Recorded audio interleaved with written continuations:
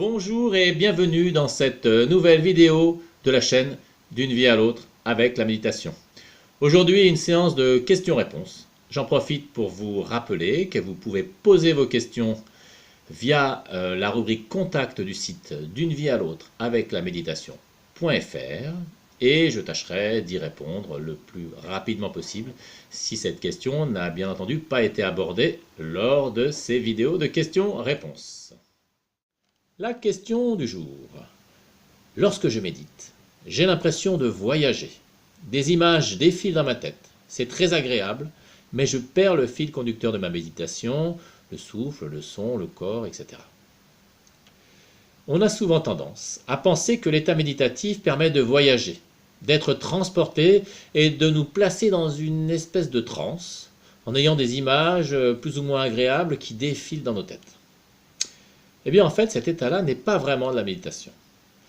En vivant cette expérience, vous placez plutôt dans un état de somnolence ou dans un état situé entre le sommeil et la conscience qu'on appelle l'état hypnagogique et qui rappelle celui que l'on côtoie juste avant de s'endormir, quand on a les pensées qui vacillent.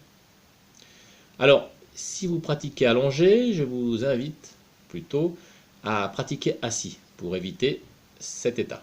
Et puis si vous pratiquez assis, je vous conseille de vous redresser, de ne pas vous appuyer sur le dossier, vous mettez à l'avant de votre chaise, et puis vous essayez de relever la tête. Et puis sinon, je vous conseille enfin de méditer à un autre moment de la journée où vous êtes moins fatigué. Méditer en pleine conscience implique de rester, pendant votre pratique, conscience de ce qui se passe en vous dans l'instant présent. Sinon, vous ne méditez pas, vous vous relaxez. Alors, c'est très bien, c'est très agréable si vous voulez vous relaxer. Mais sachez que les bénéfices ne sont pas du tout les mêmes. Voici pour preuve une étude de David Creswell, chercheur à l'université de Carnegie Mellon aux États-Unis. Cette étude a été réalisée sur un échantillon de personnes en recherche d'emploi avec un niveau de stress élevé. Séparés en deux groupes, une partie de volontaires a suivi un entraînement de méditation pleine conscience pendant 3 jours, alors que l'autre partie n'a pratiqué que de la relaxation classique. Tous ont été soumis à un scanner cérébral au repos, 5 minutes avant et après l'entraînement. Les scanners effectués chez les méditants révèlent une augmentation des connectivités dans le cortex préfrontal dorsolatéral. Cette zone est connue pour être impliquée dans l'attention et les fonctions exécutives qui contrôlent le comportement. Et ces changements n'ont pas eu lieu sur le groupe qui n'avait pratiqué que la relaxation. À bientôt! Et voilà, c'est tout pour aujourd'hui. Si cette vidéo vous a plu, n'hésitez pas à la liker en cliquant sur le petit pouce bleu, à la commenter et bien entendu à la partager. Je vous propose également de vous abonner à cette chaîne afin d'être tenu informé de toutes les prochaines vidéos que je vais sortir. Sachez que je prends beaucoup de temps pour concevoir, filmer, réaliser et monter ces vidéos. Et je vous serai en retour très reconnaissant si vous preniez quelques secondes pour les diffuser et les partager.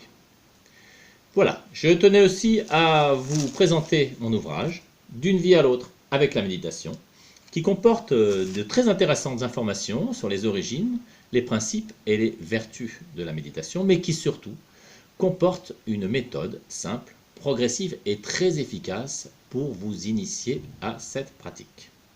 Cette méthode est agrémentée de nombreuses vidéos d'enseignement et de méditation guidée qui vous permettront de pratiquer en toute sérénité. Pour en savoir un peu plus sur cet ouvrage, je vous invite à le découvrir via les liens qui se trouvent dans le descriptif de cette vidéo. Vous pourrez également en lire un extrait et en savoir un peu plus sur son auteur. Voilà, je vous dis à très bientôt sur la chaîne D'une vie à l'autre avec la méditation.